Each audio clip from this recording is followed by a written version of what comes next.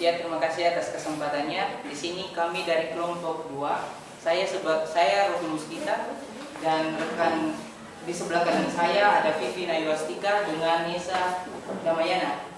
Dan di saat ini kami mengangkat tema yaitu permasalahan dalam konteks kehidupan berbangsa dan bernegara. Mengapa kami mengangkat tema hal tersebut? Karena di sini berbicara tentang kedua poin yang diberikan dalam kasus tersebut, yaitu pendidikan, masalah sosial dalam kehidupan bermasyarakat dan juga masalah pendidikan. Nah, untuk masalah sosial saya bisa persilakan Vivin untuk menjelaskan. Ya, terima kasih. Seperti yang kita ketahui, masalah sosial adalah suatu konflik yang terjadi di lingkungan sosial baik secara sengaja maupun tidak sengaja dan dapat menyebabkan sebuah pergolakan ataupun perselisihan dan bahkan kekerasan. Masalah-masalah sosial di masyarakat contohnya kriminalitas, pengangguran yang semakin merajalela, pendidikan yang minim, kemiskinan di mana-mana, kesenjangan sosial ekonomi di masyarakat dan masih banyak lagi. Nah, di sini kami yang mengambil contoh yaitu KDRT. KDRT yaitu semua perilaku ancaman, pelecehan dan kekerasan baik secara fisik, psikologis dan seksual antara dua orang yang terikat hubungan personal ataupun kepada anggota keluarga lain. Nah, menurut Pasal 1 Angka 1 Undang-Undang Nomor 23 Tahun 2004 tentang penghapusan kekerasan dalam rumah tangga atau Undang-Undang Kekerasan dalam Rumah Tangga, kekerasan dalam rumah tangga adalah setiap perbuatan terhadap seseorang, terutama perempuan, yang berakibat timbulnya kesengsaraan atau penderitaan secara fisik, seksual, psikologis, atau penelantaran rumah tangga, termasuk ancaman untuk perbuatan, pemaksaan, atau perampasan kemerdekaan secara melawan hukum dan melingkup rumah tangga. Nah, bentuk-bentuk KDRT yang pertama ada fisik, psikis, ekonomi, dan seksual.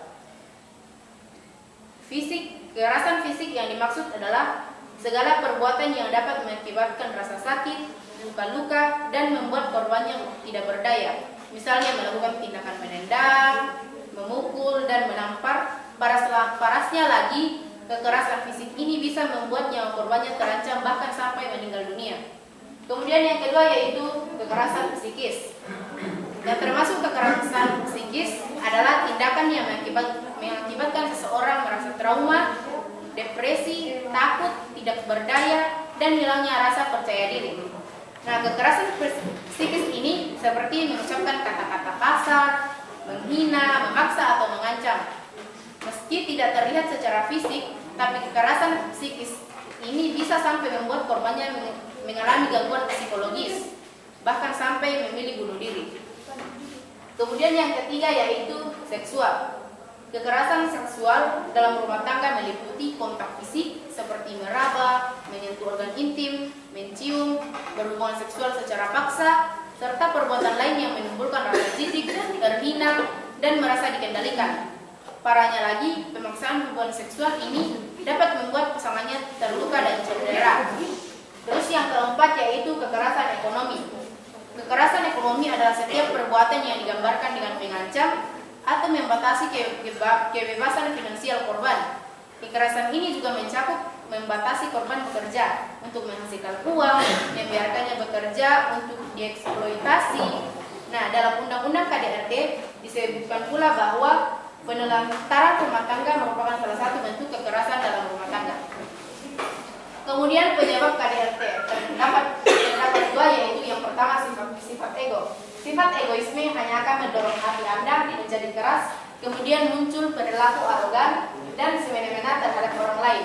Maka jauhkan sifat tersebut dari kehidupan Anda. Kemudian yang kedua ekonomi. Salah satu terjadi kekerasan dalam rumah tangga adalah faktor ekonomi yang kurang mapan dalam artian kehidupan rumah tangga tersebut ekonominya masih labil.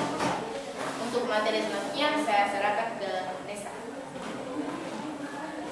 Baik, terima kasih. Di sini saya akan menjelaskan permasalahan pendidikan yang ada di Indonesia. Segala sektor di dalam suatu negeri tidak akan terlepas dari permasalahan, tak terkecuali bidang pendidikan. Di sini permasalahan yang pertama mengenai pendidikan yaitu kurangnya jumlah dana pendidikan.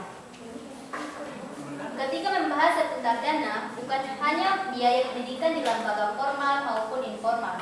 Biaya untuk membayar properti dan fasilitas seperti buku, alat tulis, seragam, dan transportasi termasuk di dalamnya.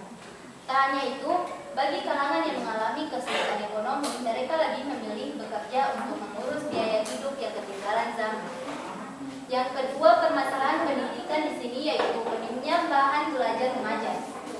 Demi meningkatkan kualitas belajar, murid sudah sepatutnya memperoleh buku, pelajaran atau lembar latihan soal. Tidak adanya perpustakaan atau bahan belajar juga dapat menghambat proses pembelajaran. Yang ketiga yaitu rendahnya kualitas tenaga pendidik. Kualitas tenaga pendidik yang rendah menjadi salah satu permasalahan pendidikan di Indonesia. Tidak semua guru mampu mengajar materi yang sesuai kompetensi masing-masing. Bukan itu saja, guru juga memerlukan bahan ajar yang dengan materi yang berkualitas dan sesuai kurikulum pendidikan yang sedang berlaku. Jika tenaga pendidik mengajar bahan ajar yang ketinggalan zaman, tentu kegiatan mengajar menjadi kurang maksimal. Itu akan berpengaruh pada proses belajar mengajar. Dan yang terakhir yang kami ambil permasalahan pendidikan yaitu tidak tersedia fasilitas yang memadai. Murid yang berasal dari keluarga yang kurang mampu bahkan belum bisa menerima fasilitas esensial yang memadai. Masalah seperti inilah yang harus menjadi fokus pemerintah dalam negeri. Mungkin itu saja materi dari saya terkait permasalahan pendidikan yang ada di Indonesia. Selanjutnya saya serahkan kepada materi. Ya, terima kasih atas waktunya dan juga apresiasi yang luar biasa dari penjelasan dari pemateri 1 dan 2. Dan di sini kami merangkum yang terakhir, pokok kajian masalah terakhir itu solusi. Bagaimana kita memberikan solusi dari diri sendiri kepada pemerintah dan juga upaya apa yang sudah pemerintah lakukan, apakah berhasil atau tidak. Dan untuk yang pertama terkait dengan penanganan KDRT, yang pertama itu tingkatkan komunikasi internal secara santun dengan suami. Ini terjadi antara kehidupan suami istri. Pasti banyak yang mengalami hal tersebut. Contohnya teman-teman mungkin ada antara teman-teman yang di luar masalah broken home sehingga menyebabkan anak itu menjadi psikisnya itu menjadi terganggu.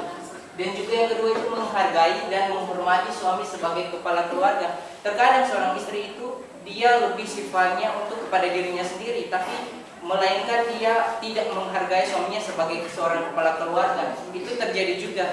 Misalnya contoh kita nonton film Indosiar yang catatan hati seorang istri, di situ kita mempelajari makna dan juga pesan dari apa yang tersirat di dalam kehidupan atau film tersebut. Dan yang ketiga itu memenuhi permintaan suami yang bersifat positif. Kalau misalnya yang poin ketiga ini dalam yang sudah berumah tangga ya. Jadi yang keempat itu komunikasikan kebutuhan ekonomi dalam keluarga secara bersama-sama. Bukan saja tugas dari seorang istri, tapi bagaimana suami juga itu membantu dalam mendukung kebutuhan ekonomi dalam keluarga. Biasa itu terjadi kehidupan ekonominya itu merasa bahwa tidak cukup untuk makan satu minggu gitu. Nah makanya di sini suami istri itu bekerja sama karena mereka itu adalah partner, bukan jadi dua tapi menjadi satu. Dan yang terakhir 5 yaitu membuat perencanaan dalam keluarga secara bersama-sama. Jadi apa tujuan visi misi yang sudah dijanjikan sebelum pernikahan yang ingin membangun rumah tangga ke depannya itu bisa suami istri itu capai bersama-sama. Dan dalam upaya pemerintah terkait kasus KDRT, menurut kami masih juga terjadi sampai sekarang. Itu belum sudah berhasil, tapi seiring perkembangannya tahun per tahun itu meningkat sekali kasusnya. Contohnya saya sendiri, saya itu pernah terlibat dalam forum anak, di mana forum anak itu dia bertujuan untuk memberikan perlindungan dan apresiasi kepada perempuan dan anak itu sendiri. Dan hal ini disebabkan karena kurangnya komunikasi dan kepercayaan dalam keluarga serta menimbulkan ketidakharmonisan. Dan upaya yang dilakukan pemerintah ini, pemerintah sudah menerapkan, yaitu yang sudah dijelaskan oleh pemateri pertama, yaitu dalam Undang-Undang Nomor 23 Tahun 2004 tentang penghapusan kekerasan dalam rumah tangga. Yang kedua, solusi bagaimana cara mengatasi pendidikan di Indonesia. Kalau kita berbicara soal solusi mengatasi pendidikan di Indonesia, ini akan berdampak bahwasanya kepada daerah 3T, di mana daerah 3T terluar, terdepan, terbelakang. dan itu menjadi salah satu perhatian khusus pemerintah dengan menerapkan program kampus mereka yang pada kemarin-kemarin kita sudah merayakan Hari Diknas. Di situ kan juga ada lomba-lomba, dan di dalamnya itu lomba debat terkait dengan kampus mereka. Bagaimana kampus mereka merupakan salah satu kebijakan yang sudah diterapkan oleh Nadiem Makarim sendiri untuk bagaimana bagaimana diterapkan kepada mahasiswa supaya mahasiswa itu lebih mandiri lagi untuk bisa terjun langsung di tempat daerah 3T dalam memerangi dan juga memeratakan pendidikan di sana, juga mengurangi angka putus sekolah. Yang pertama, kita lihat pemerintah itu memberikan beasiswa bagi siswa yang berprestasi dalam dan memberikan wawasan kepada orang-orang yang tidak mampu bahwa pendidikan merupakan hal penting. Kita lihat seperti sekarang, banyak anak-anak yang lulus dari SMK yang masuk ke perguruan tinggi mendapatkan KIP. Nah, itu salah satu dana bantuan yang pemerintah berikan kepada siswa yang kurang mampu. Dan hal ini Jokowi berperan penting sekali ya. Yang kedua, pemerintah seharusnya mengganti fasilitas yang sudah rusak dan menambahi fasilitas yang kurang pada lingkungan sekolah. Kalau kita lihat di dalam kondisi kehidupan sekarang, itu masih dikategorikan kualitas sekolah bangunannya bagus. Tapi kalau kita lihat lagi kepada daerah 3T, itu fasilitas-fasilitas itu harus ditingkatkan lagi karena kurangnya fasilitas yang memadai, sehingga mengakibatkan anak-anak itu tidak mendapat pendidikan yang layak dan juga angka putus sekolah itu makin tinggi di sana. Jadi yang dimaksud dengan daerah 3T itu, kalau kita lihat dalam peraturan presiden, di dalam peraturan presiden 07/PDT garis datar M garis datar 3 angka Romawi garis datar 2007, yang dimaksud dengan daerah tertinggal yaitu daerah yang kabupaten serta wilayahnya relatif kurang berkembang dibandingkan dengan daerah lainnya dalam skala nasional. Nah, yang keempat itu yang ketiga itu menerapkan sistem pemerintahan baik di desa maupun di kota. Yang tadi sudah saya jelaskan, masuk pada poin yang kedua. Dan yang keempat itu mempekerjakan guru secara profesional. Nah, di sini juga tugas dari pemerintah dalam kebijakan dalam kampus mereka itu yang memudahkan mahasiswa, menjadikan mahasiswa itu lebih mandiri. Bukan hanya mahasiswa itu menerima apa yang diberikan oleh dosen, tapi bagaimana mengimplikasikan atau mewartakan dia punya keahlian. Jadi bukan hanya satu keahlian saja yang dia punya, tapi melainkan beberapa keahlian dalam rangka untuk keberlangsungan daerah 3T. Dan yang kelima itu mendirikan sekolah di pelosok negeri. Kalau kita nonton di Trans TV itu sudah lalu ya, banyak anak-anak jejak anak-anak miskin dan lain sebagainya. Mereka bersekolah, mereka bukan hanya belajar sekolah, tapi sekolahnya memang tidak ada, tapi mereka belajar di mana saja. Yang penting mereka bisa mendapatkan ilmu demi masa depan mereka, dan mereka mempunyai cita-cita dan keinginan yang tinggi untuk menjadi seorang yang sukses. Dan disitulah bagaimana peran pemerintah dalam mendirikan sekolah bagi anak-anak di pelosok negeri. Dan yang terakhir itu mengusahakan agar anak-anak di seluruh Indonesia bersekolah, karena di dalam Undang-Undang 31 Pasal 1 setiap warga negara itu harus mendapatkan pendidikan yang layak. Dan pasal yang kedua juga menjelaskan bahwa setiap warga negara wajib mengikuti pendidikan dasar dan pemerintah yang membiayainya. Jadi pemerintah harus berusaha dalam hal ini untuk memerangi angka putus sekolah bagi anak-anak seusia dini, bagi pendidikan dasar. Nah, dari ke 1, 2, 3, 4, 5, 6, 7 gambar ini teman-teman bisa lihat, dan pasti teman-teman sudah bisa memahami bahwa di daerah 3T itu seperti apa, karena mencakup masalah ini ada di dalam masalah pendidikan. Ya, dan upaya yang dilakukan pemerintah terhadap masalah ini belum sepenuhnya berhasil, dikarenakan belum terjadinya pemerataan di daerah terpelosok, daerah 3T. Makanya mereka harus mendapat perhatian khusus dari pemerintah terkait pemerataan dan pendidikan yang lain di sana. Mungkin itu saja boleh sampaikan. Apakah ada pertanyaan, tanggapan juga dari kelompok yang lain? Silakan. Pak Yudi, silakan. Ya, Pertanyaan. terima kasih atas waktu dan kesempatan dari kelompok 2. Kami kelompok 3 begitu. Saya mau bertanya tentang tentang pendidikan permasalahan pendidikan. Nah, salah satunya saya dapatkan anak negeri dari daerah tiga. Nah, di sini yang saya mau tanyakan, tadi sudah dijelaskan dalam undang-undang pasal berapa itu yang mengatakan 31 ayat 1 dan 2.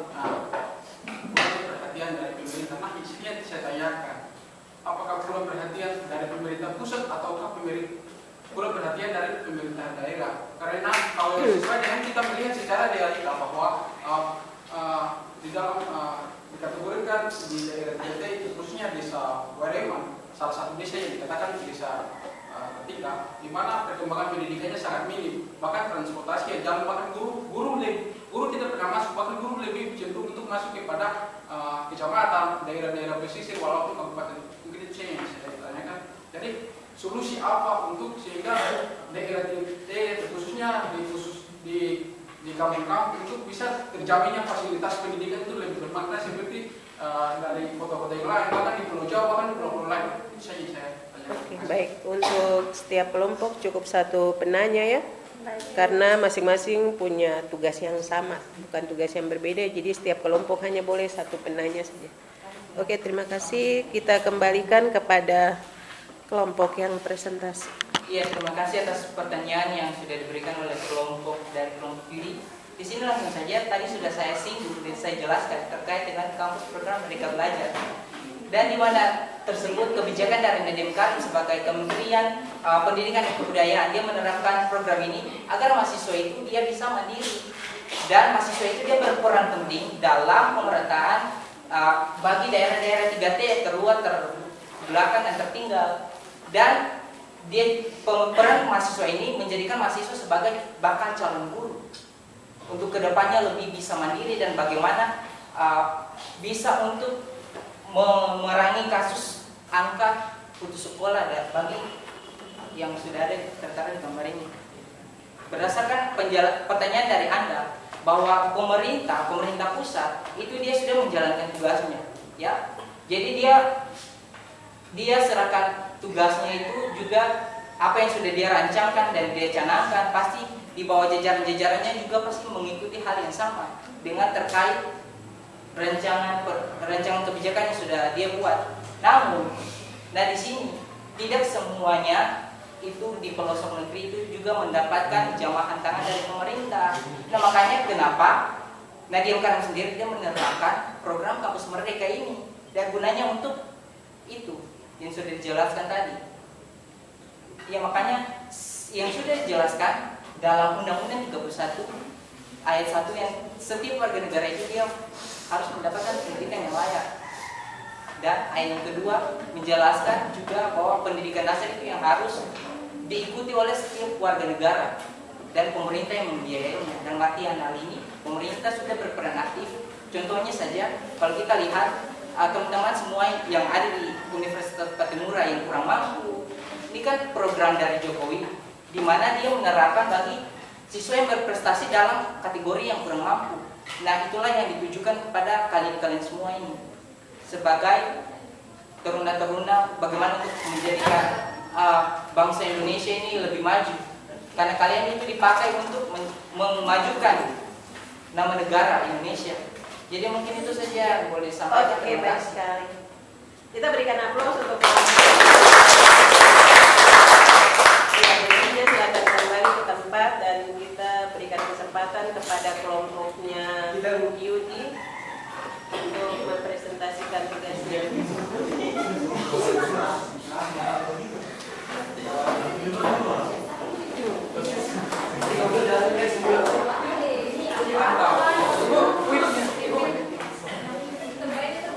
Itu ada di mana banyak.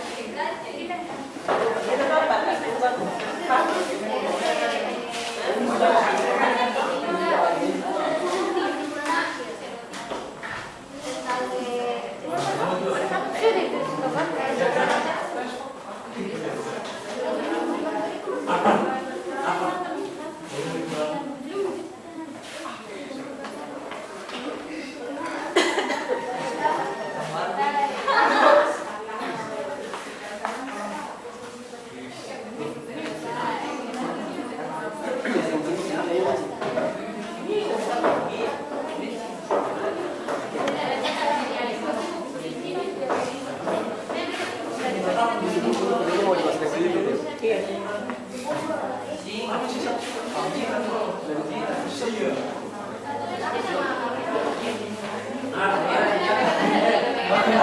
Baik, perhatikan halo teman-teman. Baik, assalamualaikum warahmatullahi wabarakatuh. Shalom, Om Swastiastu, nama budaya, salam kebajikan. Baik, teman-teman pasti mengetahui dari salam yang saya sampaikan begitu beragam. Dan itu menjadi tolak ukur untuk kita memperkenalkan diri kita. Dari mana kita? Dari salam yang saya ucapkan tadi, seperti Assalamualaikum, Shalom, Om Swastiastu, dan nama budaya mencerminkan siapa kita. Nah, kita sendiri berasal dari program studi PPKN yang mana mencerminkan keberagaman Indonesia. Dalam hal ini kami akan mempresentasikan tugas yang diberikan atau lebih tepatnya praktek yang kita lakukan. Nah, perkenalkan, nama saya Arfan Basir, angkatan 2020 dengan NIM 2020-34010. Dan terdapat dua pemateri saya, yaitu saudara saya Hamdani Hatue dengan NIM 2020-34014 dan juga saudara Dan saya Yusuf Kunala, NIM 2020-34008. baik. Saya rasa perkenalannya cukup. Maaf tadi saya ralat terkait pematerinya, saya juga akan menjelaskan. Jadi pematerinya mencakup kita semua. Jadi pemateri pertama dan pemateri kedua menyampaikan, dan saya akan menyimpulkan dari hasil yang kami praktekkan ini. Baik, dengan tidak mengurangi rasa hormat saya persilakan kepada pemateri pertama saudara Hamdani Hatue untuk mempresentasikan hasil kami. Dengan waktu dan tempat saya persilakan. Ya baik, terima kasih atas kesempatannya moderator. Di sini masalah yang akan saya bahas yaitu masalah pendidikan Indonesia. Pendidikan yang rendah merupakan permasalahan di Indonesia yang sudah mengangkat, dan adanya pendidikan yang rendah ini bisa timbul berbagai masalah sosial lainnya seperti kemiskinan dan kekurangan daya saing masyarakat Indonesia. Sebenarnya pendidikan Indonesia sudah terus membaik dari tahun ke tahun. Namun masalahnya adalah luasnya negara Indonesia yang membuat akses pendidikan menjadi tidak merata di seluruh Indonesia. Bahkan karena banyaknya warga yang korban pendidikan yang rendah, Indonesia dikenal sebagai negara pemasok pembantu rumah tangga (PRT) yang biasanya disebut sebagai pahlawan devisa. Padahal Indonesia memiliki kapabilitas yang lebih baik. Kemudian dari masalah-masalah yang kami paparkan di sini, ada beberapa solusi yang kami tawarkan. Yang pertama terkait dengan masalah ketidakkondusifnya ruang belajar. Solusi yang kami tawarkan di sini yaitu renovasi ruang belajar, memfasilitasi segala kekurangan ruang belajar, misalnya papan tulis, meja, kursi, dan lain sebagainya. Yang ketiga yaitu membuat gambar-gambar yang memotivasi seseorang bisa membangun semangat belajarnya yang lebih tinggi. Solusi dari pemerintah yang dilaksanakan namun kurang tepat sasaran, yaitu contohnya penyaluran bantuan seperti kursi, meja untuk mengkondusifkan ruang belajar di setiap sekolah. Misalnya penyaluran bantuan kepada sekolah yang universal tidak tepat sejak sasaran. Misalnya penyaluran bantuan kepada sekolah yang telah memadai hal tersebut dibuktikan dengan sekolah-sekolah yang masih tidak kondusif, seperti kami ada contoh yaitu SD Impres Negeri Hila yang bertepatan di Kecamatan Lehi yang masih kurang kondusif namun tidak mendapat bantuan tersebut, sedangkan sekolah-sekolah yang telah dianggap kondusif masih mendapatkan bantuan tersebut. Kemudian masalah yang berikutnya yaitu terkait dengan kekurangannya bahan ajar dan bahan belajar. Solusi yang kami tawarkan, kebanyakan secara garis besar pelaku pendidikan di Indonesia lebih mengandalkan internet dibandingkan dengan baca buku, sehingga kita sebut malas belajar dan membaca karena selalu merujuk kepada internet yang lebih instan. Kekurangan bahan ajar yang menghasilkan solusi bahwa buku belajar harus diadakan dan mengharuskan setiap siswa atau pelaku pendidikan wajib mempresentasikan hasil apa yang telah dia baca dari bahan ajar tersebut. Solusi dari pemerintah yang diharapkan, yang pertama yaitu meningkatkan penyaluran buku khususnya di daerah 3T, tertinggal, terluar, dan terbelakang. Masalah yang ketiga yaitu terkait dengan biaya pendidikan. Solusi yang kami tawarkan untuk masalah tersebut yaitu penurunan biaya pendidikan, membangun sekolah-sekolah yang dikhususkan untuk fakir miskin dan memfasilitasi guru dengan gaji yang sesuai dengan sekolah-sekolah sekolah yang lain. Solusi dari pemerintah yang kurang tepat sasaran yang kami ambil contohnya Kartu Indonesia Pintar. Kebanyakan bantuan Kartu Indonesia Pintar itu diberikan, kebanyakan yang dapat itu anak guru. Sedangkan tujuan dari Kartu Indonesia Pintar itu adalah untuk kategori siswa yang kurang mampu. Jadi itu adalah salah satu solusi dari pemerintah yang kurang tepat sasaran bagi kami. Terima kasih. Baik, terima kasih penjelasan yang sungguh sangat diapresiasi. Untuk itu kita lanjutkan kepada saudara pemateri selanjutnya, yaitu saudara Yudi, untuk mempresentasikan hasil praktikum kami dengan topik yang berbeda. Pada saudara Yudi, saya persilakan. Ya, terima kasih atas waktu yang disempatnya di saya akan menjelaskan tentang permasalahan sosial di masyarakat. Nah, kita ketahui bahwa secara sederhana masalah sosial dapat diartikan sebagai perselisihan sebuah masalah yang disebabkan oleh interaksi individu dengan kelompok, atau yang biasa juga dikatakan sebagai antara kelompok. Nah, di sini ada beberapa permasalahan. Yang pertama, kesenjangan hukum. Yang pertama, kemiskinan. Yang kedua, pendidikan yang rendah. Yang keempat, modernisasi. Dan yang kelima adalah kesenjangan hukum. Dan yang keenam adalah konflik sosial antara kelompok. Nah, teman-teman, di sini kita ketahui bahwa pemerintah sangat memberikan aturan-aturan, bahkan norma yang berlaku kepada masyarakat. Namun, secara realita, masalah-masalah ini sering timbul karena angka kemiskinan yang begitu besar adalah angka di mana masyarakat Indonesia sering dihimpit dengan hal kekuasaan, di mana pemerintah selalu memberikan kebijakan-kebijakan yang selalu diberikan kepada masyarakat miskin. Contohnya seperti yang sekarang kita ketahui bahwa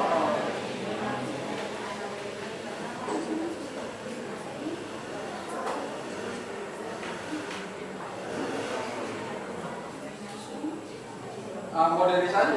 Sedangkan modernisasi untuk saya mengambil contoh salah satunya daerah Buruh Selatan, di mana di daerah tersebut tidak ada jangkauan internet, bahkan tidak ada fasilitas internet. Memang ada, tapi cuma sebagian besar hanya di kabupaten.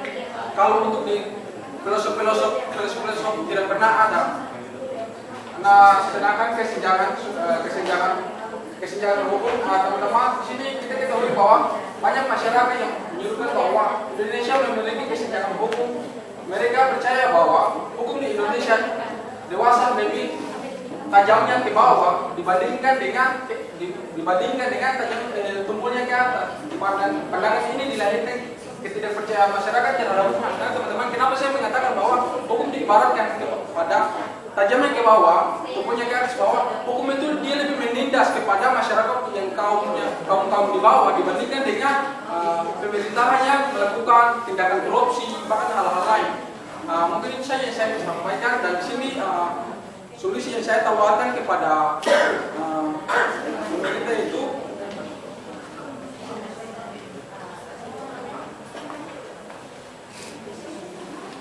pemerintah harus aktif memberikan berbagai pengetahuan, bahkan memberikan pendidikan yang lebih layak dengan kepada masyarakat. Sebagai masyarakat juga harus bisa memenuhi kebutuhan, bahkan pendidikan yang layak juga.